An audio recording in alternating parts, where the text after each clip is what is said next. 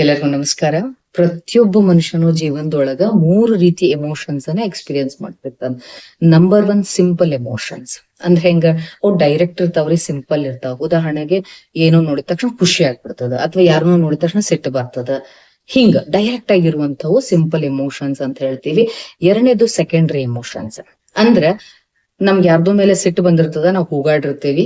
But ಆಮೇಲೆ ನಮ್ಗೆ realise ಆಗ್ತದ, ನಾ ಹಂಗ್ ಮಾಡ್ಬಾರ್ದಾಗಿತ್ತು ಅಂತ ಗಿಲ್ಟ್ ಫೀಲ್ ಮಾಡ್ಕೋತೀವಲ್ಲ, that is called secondary emotions ಅಂತ ಹೇಳಿ.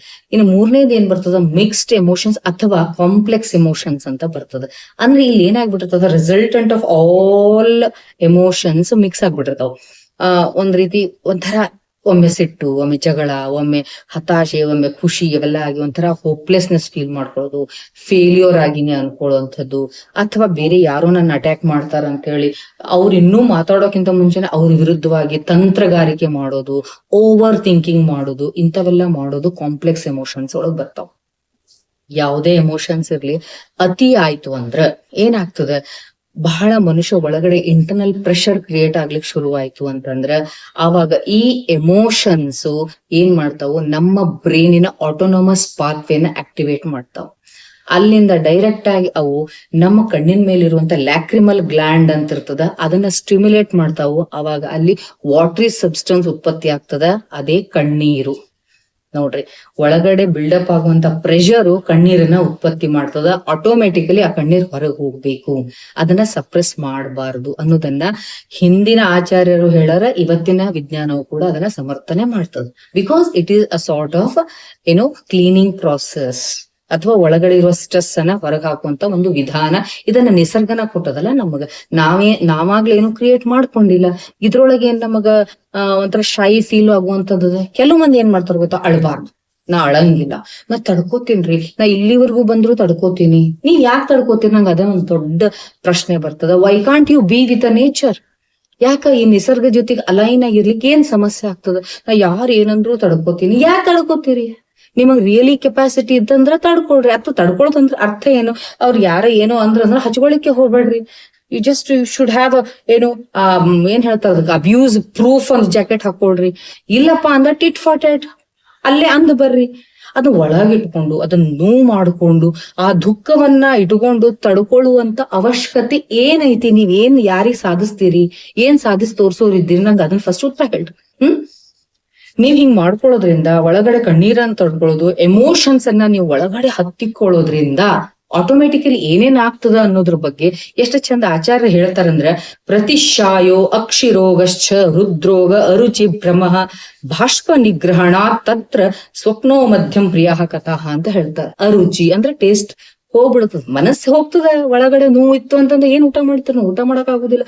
ಭ್ರಮ, ಇಂಟ್ರಾಕ್ರೇನಿಯಲ್ ಪ್ರೆಷರ್ ಹೆಚ್ಚಿಗೆ ಆಯ್ತು ಅಂದ್ರೆ ನಿಮ್ಗೆ ವರ್ಟಿಗೋ ಸ್ಟಾರ್ಟ್ ಆಗ್ತದ, ಸಿಕ್ಕಾಪಟ್ಟಿ ಚಕ್ರ ಬರ್ಲಿಕ್ಕೆ ಶುರು ಆಗ್ತದ. ಎಮೋಷನ್ಸ್ ಅನ್ನ ವಿಪರೀತವಾಗಿ ಒಳ ಕಂಟ್ರೋಲ್ ಮಾಡ್ಕೊಳ್ಳೋದ್ರಿಂದ, ಸ್ಟ್ರೆಸ್ ವಿಪರೀತವಾಗಿ ಇಟ್ಕೊಳ್ಳೋದ್ರಿಂದ ಆಟೋಮೆಟಿಕ್ಲಿ ಹೃದ್ರೋಗ, ಕಾರ್ಡಿಯಾಕ್ ಪ್ರಾಬ್ಲಮ್ ಬರ್ತದಲ್ಲ. ಅದಂತೂ ಎಲ್ಲರಿಗೂ ಗೊತ್ತಿದ್ದದ. ಅದ್ರ ಜೊತೆಗೆ ಏನಾಗ್ತದ, ಪ್ರತಿಶಾಯ, ಈ ಲ್ಯಾಕ್ರಿಮಲ್ ಗ್ಲ್ಯಾಂಡ್ ಒಳಗಡೆ ನೀರ್ ಉತ್ಪತ್ತಿ ಆಗಿದೆ, ಬಟ್ ಅದನ್ನ ಹೊರಗೆ ಹಾಕುದಿಲ್ಲ, ಒಳಗಿಟ್ಕೋತೇನೆ. ನಾ ಅಳಂಗಿಲ್ಲ, ನಾ ಬಹಳ ಸಮಾಧಾನ ಇದೆ. ಇಂಥವೆಲ್ಲ ಮಾಡೋದ್ರಿಂದ ನಿಮಗ್ ಒಳಗಡೆ ಪ್ರತಿಶಾಯ ಅಂದ್ರೆ ಅಲರ್ಜಿಕ್ ರೈನೈಟಿಸ್ ಸ್ಟಾರ್ಟ್ ಆಗ್ತದ, ಭ್ರಮ ಶುರುವಾಗ್ತದ, ಅಕ್ಷಿರೋಗ ಅಂತ ಹೇಳ್ತಾರ ಆಚಾರ್ಯರು, ಕಣ್ಣಿನ ಸಮಸ್ಯೆ ಬರ್ಲಿಕ್ಕೆ ಶುರುವಾಗ್ತದ. ದೇವರು ಅಥವಾ ನಿಸರ್ಗ ನೀಟಾಗಿ ಒಂದ್ ಸಿಸ್ಟಮ್ ಮಾಡ್ಯಾರ. ಇಲ್ಲಿ ಪ್ರೆಷರ್ ಕ್ರಿಯೇಟ್ ಆಗ್ತಂದ್ರ ಹಿಂಗ್ ಬರ್ಬೇಕು, ಅದ್ ಹೆಂಗ್ ಹೊರಗೆ ಹೋಗ್ಬೇಕು ಅಂತ ಹೇಳಿ. ಹಂಗಂತ ಹೇಳಿ ಪ್ರತಿಯೊಂದ್ ಮಾತಿಗೂ ನೀವು ಅಳ್ತಾ ಕುಂತ್ರ ಆಗುದಿಲ್ಲ.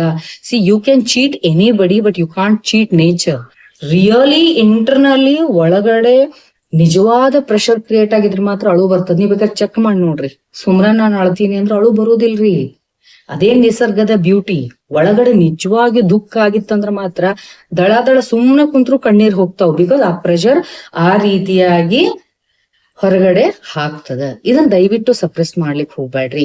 ಕಣ್ಣೀರು ಹೊರಗಡೆ ಹೋಗೋದ್ರಿಂದ ಏನಾಗ್ತದ, ಫಸ್ಟ್ ಆಫ್ ಆಲ್ ಹೇಳ್ತೀನಿ, ನಮ್ಮ ಬ್ರೈನಿನ part which is dealing with a stress ಅನ್ನ ಡೀಲ್ ಮಾಡುವಂತಹ ಒಂದು ನಮ್ಮ ಬ್ರೈನಿನ ಪಾರ್ಟ್ ಏನಾಗ್ತದ, ಕಾಮ್ ಡೌನ್ ಆಗ್ತದ. ನಮ್ ನರ್ವಸ್ ಸಿಸ್ಟಮ್ ಕಾಮ್ ಡೌನ್ ಆಗ್ತದ. Very important. ನಮ್ಮಲ್ಲಿ ಕಾರ್ಟಿಸೋಲ್ ಹಾರ್ಮೋನು, ಸ್ಟ್ರೆಸ್ ಹಾರ್ಮೋನ್ಸು ಕಡಿಮೆ ಆಗ್ತಾವು, ಸೆಟಲ್ ಡೌನ್ ಆಗ್ತೇವಿ. ಅದಕ್ಕ ಯಾರಾದ್ರೂ ಅಳ್ತಾ ಇದ್ರ ಅವ್ರಿಗೆ ಫಸ್ಟ್ ಅಳಬೇಡ ಅಳಬೇಡ ಅಳಬೇಡ, ನನ್ನ ಆಣೆ, ನೀ ಅಳಬಾರ್ದು, ಇಂಥವೆಲ್ಲ ಮಾಡ್ಲಿಕ್ಕೆ ಹೋಗ್ಬಿಡ್ರಿ, ಅಳಾಕ್ ಬಿಟ್ಟು ಬಿಡ್ರಿ. ನಾನು ಅದನ್ನೇ ಮಾಡೋದು. ನಮ್ಮ ಆಸ್ಪತ್ರೆಯೊಳಗೆ ಯಾರಾದ್ರೂ ಬಂದು ಅಳಾಕ್ ಶುರು ಮಾಡಿದ್ರೆ ಫಸ್ಟ್ ಹೇಳೋದ್ರಿಗೆ ಅಳ್ರಿ. ಜಸ್ಟ್ ಕ್ರೈ ಔಟ್, ಎವ್ರಿಥಿಂಗ್ ಹೊರಗೆ ಹಾಕ್ರಿ. ಆಮೇಲೆ ನಿರಾಳ ಆದ್ಮೇಲೆ ಎಕ್ಸ್ಪ್ಲೇನ್ ಮಾಡ್ರಿ. ಬಿಕಾಸ್ ಎಲ್ಲಾ ನಿರಾಳ ಆದ್ಮೇಲೆ ಅವರಿಗೆ ಹೊಸ ನ್ಯೂರಲ್ ಪಾತ್ ರೀಸೆಟ್ ಆಗ್ತದ, ಎಮೋಷನಲ್ ಪ್ರೊಸೆಸಿಂಗ್ ಆಗ್ತದ, ಏನ್ ಹೇಳಬೇಕು, ಯಾವ ರೀತಿ ಮುಂದೆ ಡಿಸಿಷನ್ ತಗೋಬೇಕು, ಏನ್ ವಿಚಾರ ಮಾಡ್ಬೇಕು ಅನ್ನೋದು ಆಟೋಮೆಟಿಕಲಿ ಬ್ರೈನ್ ಒಳಗ ನ್ಯೂರಲ್ ಪಾತ್ ರೀಸೆಟ್ ಆಗ್ತಾವು. So this is very important. ಅದಕ್ಕೋಸ್ಕರ ನೀವು ಕಣ್ಣೀರನ್ನ ಸಪ್ರೆಸ್ ಮಾಡ್ಲಿಕ್ಕೆ ಹೋಗ್ಬಾರ್ದು. ಸುಮ್ನೂ ಕಣ್ಣೀರು ಬರುದಿಲ್ಲ. ರಿಯಲಿ ಒಳಗಡೆ ನೋವು ಆದ್ರೆ ಮಾತ್ರ ಕಣ್ಣೀರು ಬರ್ತಾವು. ನೀವು ಮೊಸಳೆ ಕಣ್ಣೀರ್ ಹಾಕಿದ್ರೆ ಅದರಿಂದ ಯಾರಿಗೂ ಉಪಯೋಗ ಇಲ್ಲ. ಇನ್ಫ್ಯಾಕ್ಟ್ ನಿಮಗ್ ನೀವ ಡ್ಯಾಮೇಜ್ ಮಾಡ್ಕೊಂಡಂಗ. ಓಕೆ, ಅದಕ್ಕೋಸ್ಕರ ಆಚಾರ ಬಹಳ ನೀಟಾಗಿ ನೀವು ದೈಹಿಕವಾಗಿ ಮತ್ತು ಮಾನಸಿಕವಾಗಿ ಎರಡೂ ರೀತಿಯಿಂದ ನೀವು ಸ್ಟೇಬಲ್ ಆಗಿರ್ಬೇಕು. ಅಂದ್ರೆ ನಮ್ಮ ದೇಹದೊಳಗ ಅಲ್ಲಲ್ಲೇ ಈ ಸ್ಟ್ರೆಸ್ ಬರ್ಸ್ಟರ್ ಸಿಸ್ಟಮ್ಗಳನ್ನ ಇಟ್ಟಾನ ಭಗವಂತ. ಗೊತ್ತಾಯ್ತು? ಅದಕ್ಕೆ ಅವನ್ನ ತಮ್ಮಷ್ಟ ತಾವ್ ಕೆಲಸ ಮಾಡ್ಲಿಕ್ಕೆ ಫ್ರೀ ಆಗ್ಬಿಡ್ರಿ. ಅವ್ನ್ ಯಾವನು ನೀವು ಸಪ್ರೆಸ್ ಮಾಡ್ಲಿಕ್ಕೆ ಹೋಗ್ಬೇಡ್ರಿ.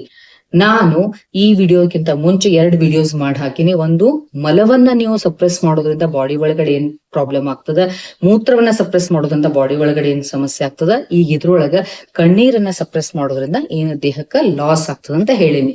ಇವು 3 ನಮಗ ಬ್ಯಾಡ್ ಆದಂತ ಮಲಗಳು. ಮಲ, ಮೂತ್ರ, ಅಶ್ರು, ಈ 3 ಮಲಗಳಿಗೆ ನಮ್ಮಲ್ಲಿ ಏನ್ ಹೇಳ್ತಾರಂದ್ರ ಅಧಾರಣೀಯ ವೇಗಗಳು. ಇವ್ನು ಇಟ್ಕೊಳಿಕ್ ಹೋಗ್ಬ್ಯಾಡ್ರಿ.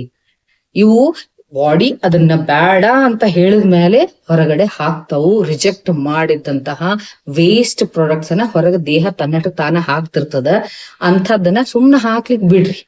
ಓಕೆ, ಇದಕ್ಕೊಂದು ಮೆಲೋ ಡ್ರಾಮಾ ಮಾಡಿ ನೀವ್ ನೋಡ್ರಿ, ಎಷ್ಟೋ ಜನ ನಂಗೆ ಎಷ್ಟು ನೋವಾದ್ರೂ ನಾ ತಡ್ಕೊಳ್ತೀನಿ, ನನ್ ಗಂಟ ನೋವು ಆಗ್ತದೆ. ಯಾಕಂತಂದ್ರ ನಿಮ್ ಎಮೋಷನ್ಸ್ ನ ವಿಪರೀತವಾಗಿ ಕಂಟ್ರೋಲ್ ಮಾಡ್ಕೊಂಡ್ರಿ ಅಂದ್ರೆ ನಿಮ್ ನೆಕ್ ಮಸಲ್ಸ್, ಸರ್ವೈಕಲ್ ಸ್ಪೈನ್ ಎಲ್ಲ ಸಿಕ್ಕಾಬಿಟ್ಟು ರಿಜಿಡಿಟಿ ಆಗ್ತದೆ, ಅಲ್ಲಿ ಟೈಟ್ನೆಸ್ ಫೀಲ್ ಆಗ್ತದ, ಮಸ್ಕ್ಯುಲರ್ ಸ್ಪ್ಯಾಸಮ್ ಆಗ್ತದ. ಇವೆಲ್ಲ ಯಾಕೆ ಬೇಕು? ಯಾರನ್ನ ಮೆಚ್ಚಿಸ್ಬೇಕಾಗ್ಯದ?